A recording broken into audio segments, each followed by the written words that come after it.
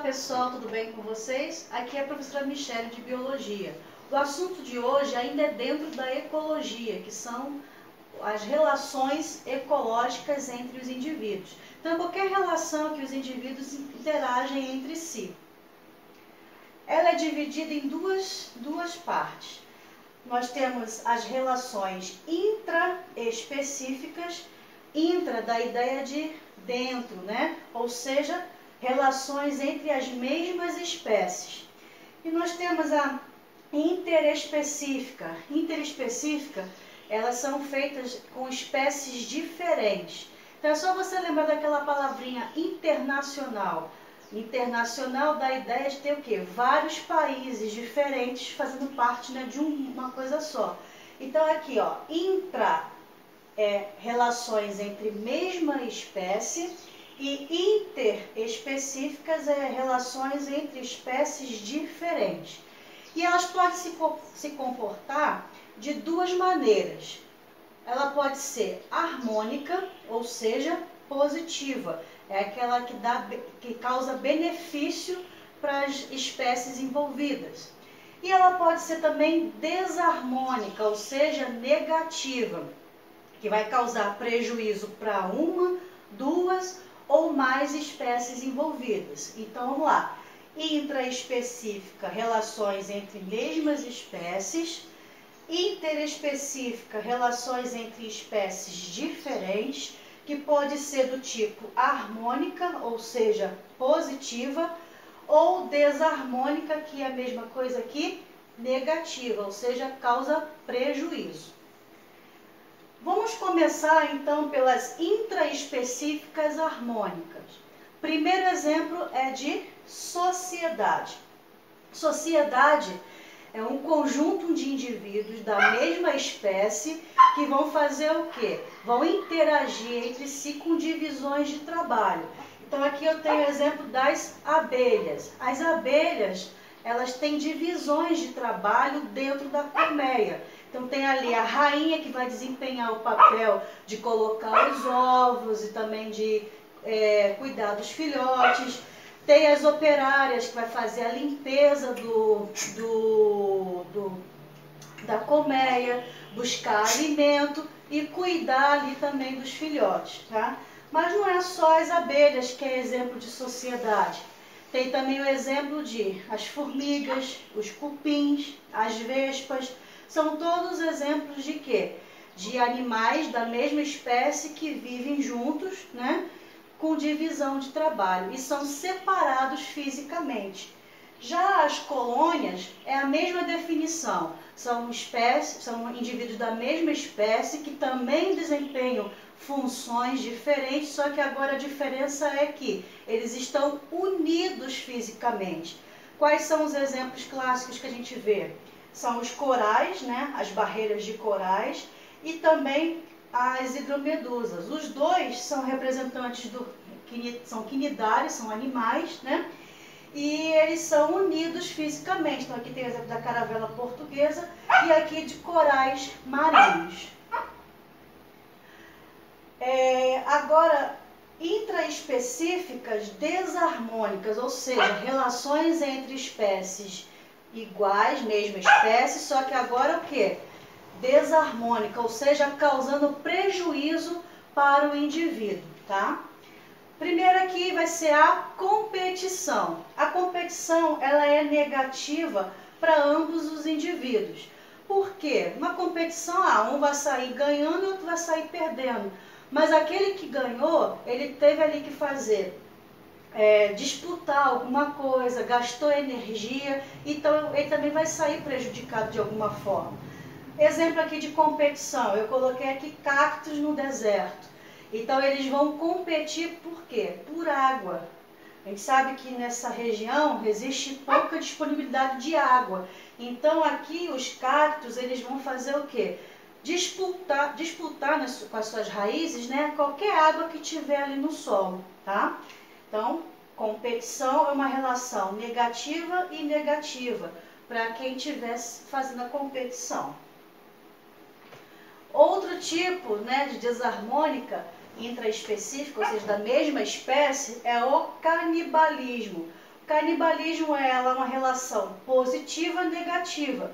Positiva para quem está comendo e negativo para quem está sendo o quê? Devorado, né? E aqui, como é intraespecífica, a relação entre a mesma espécie. O exemplo é do louva-a-Deus. O louva-a-Deus, a fêmea, depois que copula, ela devora a cabeça do macho. Por que ela faz isso? E por que o macho deixa ser devorado pela fêmea? Primeiro porque ela precisa de máximo de nutrientes possível para conseguir depositar os seus ovos e garantir que os seus descendentes vão nascer de forma saudável. E o macho deixa ser comido por isso também, porque ele quer garantir o quê? A sua descendência, tá? Então é um costume dessa espécie, né? Louva-a-Deus, a fêmea devorar o macho. Então isso aqui é um exemplo de canibalismo. Agora vamos falar sobre as relações interespecíficas harmônicas. Então são relações entre espécies diferentes, só que positiva. Primeiro exemplo é a protocooperação. Então ela é positiva para ambas as espécies envolvidas nessa relação. O exemplo aqui, né? Nós temos aqui esse búfalo e tem uns passarinhos aqui em cima do búfalo. O que esses passarinhos estão fazendo? Estão comendo, se alimentando do quê? Dos ectoparasitas desse búfalo, carrapatos, né?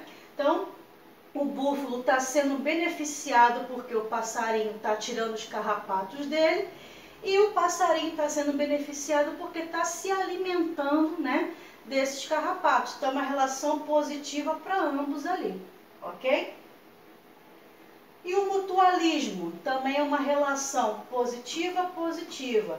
Nós temos dois exemplos aqui. Nós temos o exemplo dos líquens, que é uma associação de alga e fungo. A alga, ela vai fazer fotossíntese e vai disponibilizar para o fungo alimento. E o fungo vai conseguir absorver da atmosfera ou do local onde ele está nutrientes também para ajudar a alga a se fortalecer e fazer também a fotossíntese. Então é uma relação benéfica para os dois, né? Então há troca de favores ali. E os dois vivem juntos. Assim também como os cupins e esse protozoário chamado triconinfa. Esse protozoário ele vive dentro do intestino dos cupins. O cupim ele se alimenta de madeira, que é celulose. Então na membrana plasmática das células vegetais tem ali, junto da membrana plasmática, tem uma estrutura chamada parede celular, que é feita de um carboidrato chamado celulose. O cupim ele não consegue degradar essa celulose, então ele precisa da ajuda de quem? De alguém que consegue fazer isso por ele. Quem? O protozoário. Então é uma relação benéfica porque o protozoário consegue degradar a celulose para o cupim e o cupim se alimenta e ao mesmo tempo o cupim serve de quê? De habitat, de moradia para esse protozoário. Então é uma relação benéfica também para os dois.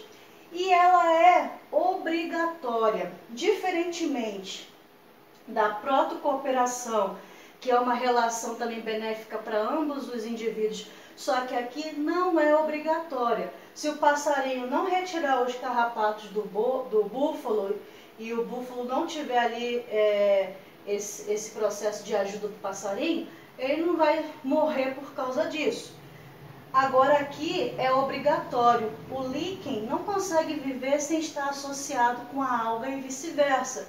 O cupim não consegue se alimentar se não tiver o protozoário dentro do intestino dele para degradar a celulose. Então a relação de mutualismo e protocooperação é benéfica para os dois, só que a diferença é que a protocooperação não é obrigatória e o mutualismo já é obrigatório, ok?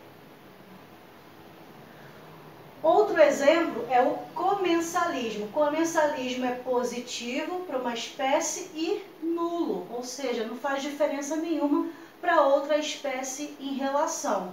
Exemplo, nós temos aqui o tubarão e sempre, não sei se você já observou em documentário ou até foto em livros, que o tubarão está sempre com esses peixes aqui pertinho dele, nadando junto ou grudado junto com ele. Esses peixes aqui é conhecido como peixe piloto ou peixe rêmora, né? São duas espécies diferentes. Tem o piloto e tem o rêmora. Esses peixes ficam aqui juntinho do tubarão para quê? Para se aproveitar dos restos alimentares do tubarão. Então o tubarão vai caçar alguma coisa, vai comer e vai ficar restos alimentares presos aqui na boca ou em volta aqui do corpo dele. Aí esses peixes se aproveitam disso, vão lá, limpam o tubarão e também se alimentam.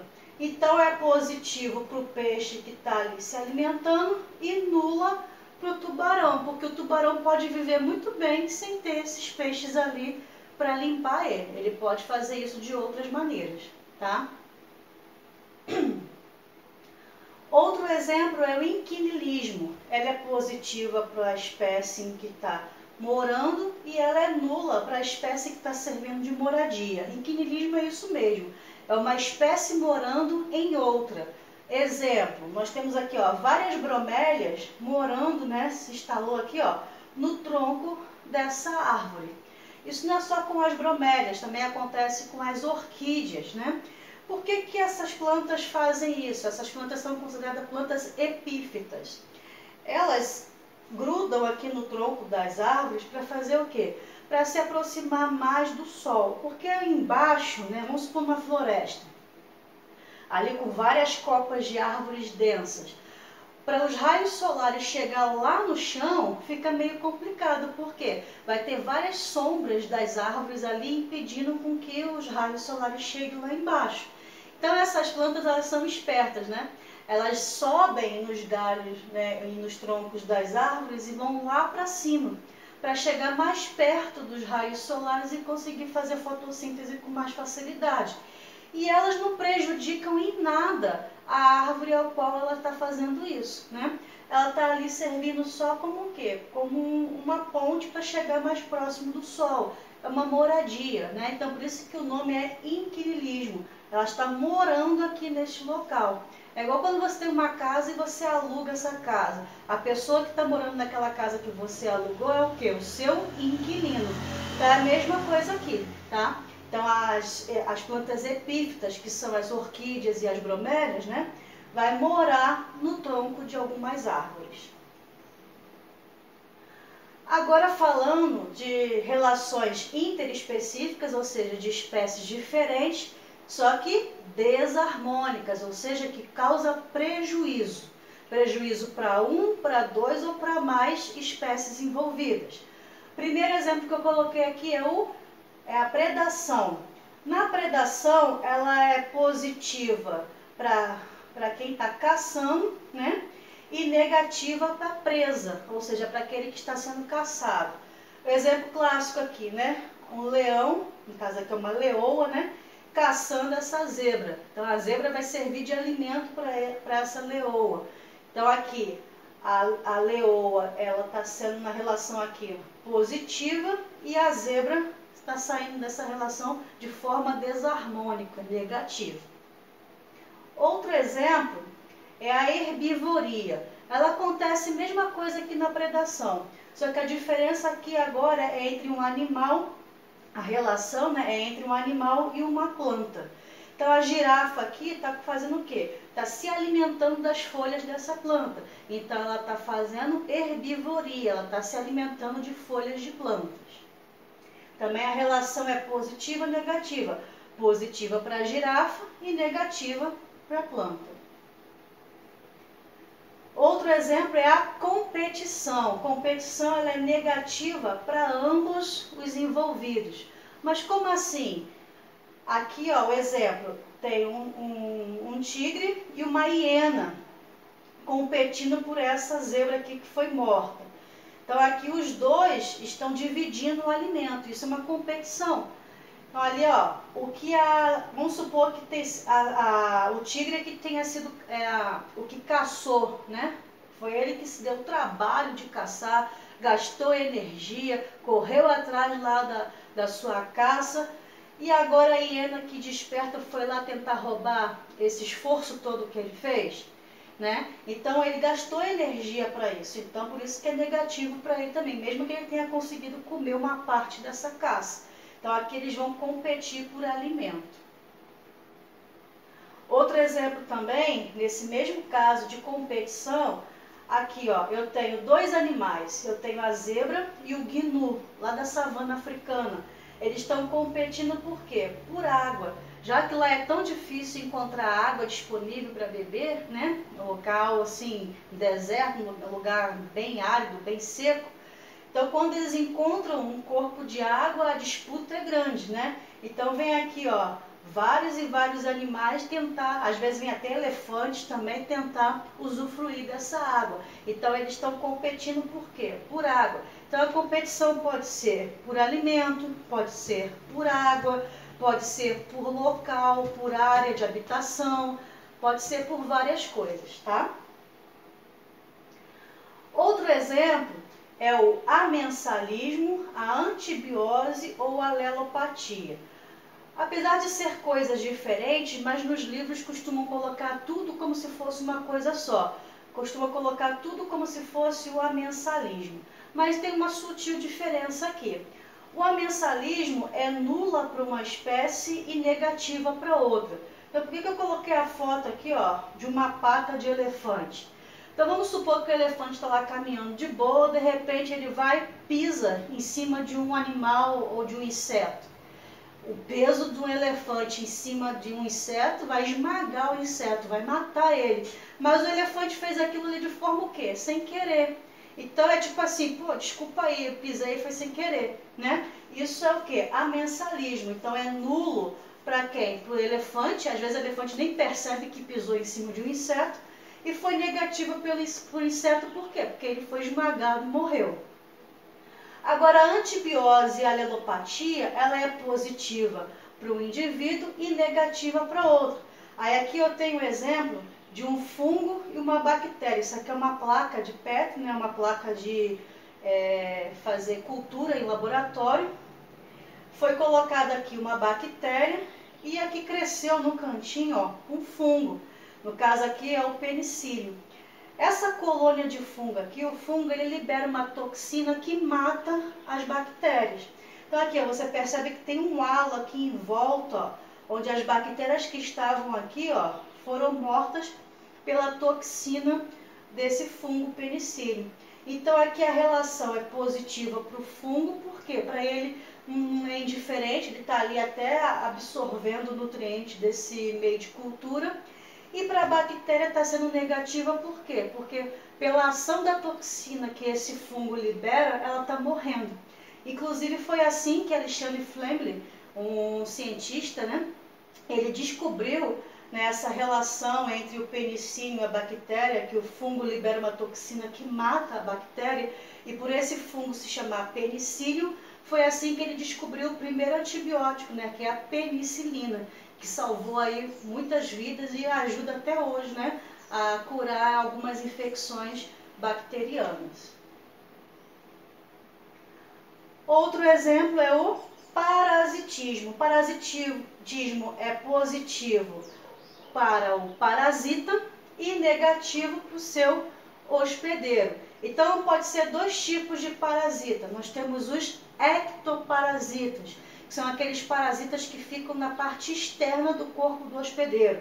Carrapato, pulga, piolho e assim por diante, tá? Então esses insetos, por exemplo, eles vão sugar o sangue do seu hospedeiro, vai causar prejuízo para o seu hospedeiro e eles vão estar ali se alimentando. Então ele vai estar, para ele vai ser bom, né? Então essa relação de parasitismo é bom para o parasita e ruim para o hospedeiro.